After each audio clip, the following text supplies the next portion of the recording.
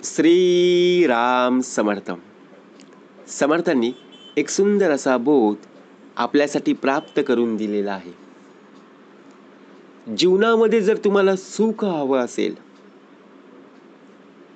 तर आयुष्यात या घडणाऱ्या गोष्टी आहेत ना, त्या गोष्टींमधून तुम्ही बर्बाद होऊ नका. आता कोणत्या गोष्टी? समर्थ म्हणाले, आपण सकाळी उठल्याबरोबरच जी सुरुवात होते ते म्हणजे आपल्या हातात मोबाईल.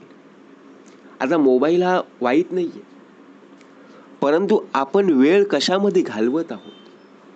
हातामध्ये घेतला की बघा लगेच आपण ते गेम खेळत बसतो आणि त्या गेममध्ये बघा प्रत्यक्षात आपला देह, बरोबर की नाही, टाइमपास करत असतो.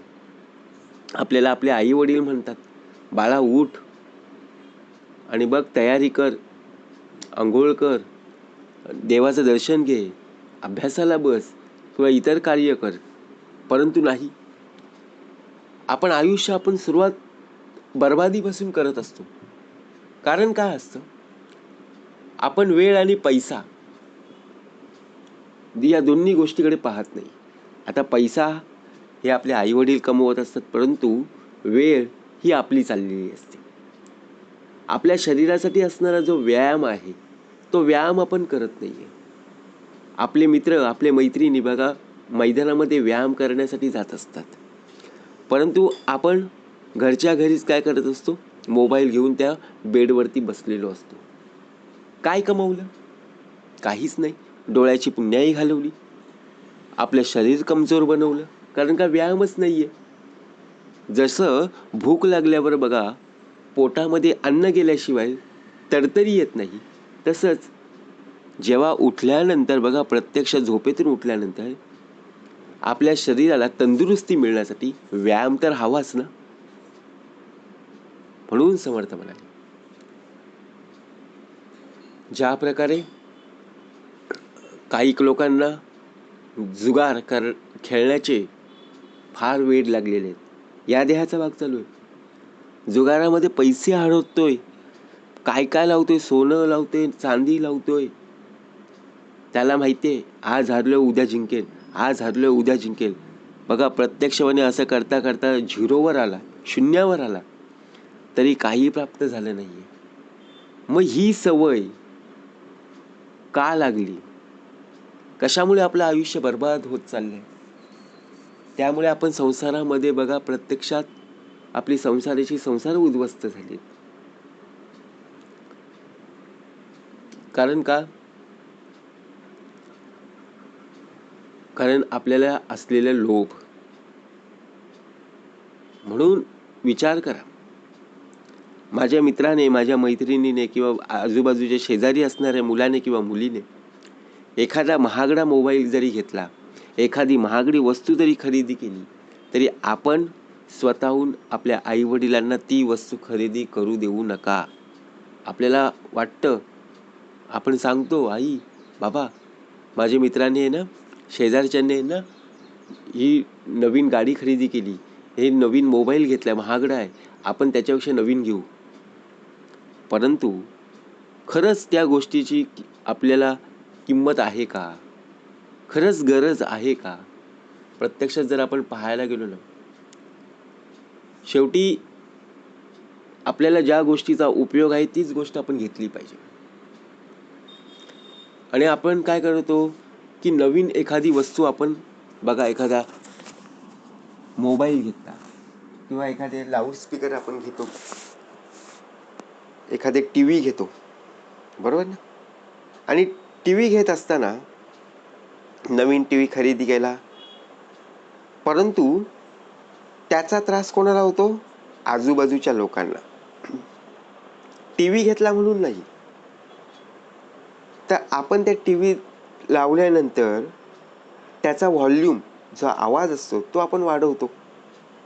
आपल्या घरच्यांना पण त्रास होतो, परंतु घरी कोणी नसतं, आपण एकटेच असतो. परंतु आजूबाजूची जी लोक असतात त्यांना होणारा जो त्रास आहे, ते लोक आपल्याला सांगतात की बाबा आमचे कोणीतरी बघा सिरियस आहे, आजारी आहे, वयस्कर आहे, आवाज कमी करा. आपण काय विचार करतो, अरे मी नवीन टी व्ही आणलाय, माझ्या घरामध्ये मी लावलाय. म्हणजे आपण काय करतो, आपण त्यांना उलट बोलत असतो आणि आपण स्वतःहून स्वतःचं आयुष्य बर्बाद करून घेत असतो. बघा, प्रत्येक वेळेला आपण कुठे चुकतोय हे आपण पाहायला पाहिजे. आपल्या मुखातून येणारे जे वाईट शब्द असतात, वाईट शिव्या असतात. आता वाईट शिव्या शब्द याचे क्लासेस आहेत का हो? बघा, कुठे तुम्हाला कुठल्या शहरात किंवा गावात कुठे पाहायला मिळतात का हो? बघा, नाही. याचे क्लासेस नाही आहेत, ट्युशन नाही आहेत. हे मग येतात कुठून असे वाईट शब्द, वाईट शिव्या? आत्ताची लहान लहान मुलं, लहान लहान मुली घरामध्ये उत्तम प्रकारे संस्कार असताना कुठून तरी बाहेरून शिकून येतात आणि सरळपणे बोलतात. आपण चकित पडतो, अरे हा शब्द हिच्या मुखातून कसा आला, हा शब्द ह्याच्या मुखातून कसा आला. समोरची व्यक्तीला जेव्हा बोलतात तेव्हा आपण दचकतो, परंतु समोरची व्यक्ती त्याला माफ करते, तिला माफ करते. का? कारण लहान आहे. मग आपण त्याला काय करतो, ओरडतो, अरे असं काय बोलतो, बरोबर की नाही, किंवा असे काय बोलतेस, कुठून आली शिकून, बरोबर की नाही, आपण असं बोलतो. नाही, मी यांच्या घरात गेलो होतो ना, तेव्हा तो शब्द मी ऐकला. म्हणजे विचार करा, कशी सवय लागली. संगतीला संगत जोडून गेली, मग आयुष्य बर्बाद होणारच ना. व्यसन, समर्थ म्हणजे प्रत्येक एक एक भाग. आता व्यसनामध्ये देह अडकलाय, सांगायलाच नको. कारण का, सवय आपण स्वतःहून स्वतःला लावून घेतली. सिगारेटचं पॅकेट जवळ आले का आपले, बघा. दारूची बॉटल आपल्या जवळ आली का? तंबाखूची पुडी आपल्या जवळ आली का? नाहीये. आपण गेलो आणि ती सवय आपण स्वतःहून लावून घेतली. आणि एकदा व्यसन लागलं की तो सुटत नाहीये. मग किती सोडवण्याचा प्रयत्न केला तरी सुटत नाहीये, बरोबर की नाही. म्हणून विचार करा, व्यसन अजिबात करू नका. व्यसनामध्ये आपला देह होताच कामा नये. अहो, संपूर्ण आयुष्य बर्बाद होत गेलं, आयुष्य उद्ध्वस्त गेलं. कोणाचं आयुष्य खरंच त्या व्यसनामुळे चांगलं चाललंय, विचार करा. कोणालाही विचारा, नाहीये. जगी सर्व सुखी असा कोण आहे? कोणच नाही हो. कोणालाही बघा, पैशावरून कधी कोणाला फसवू नका.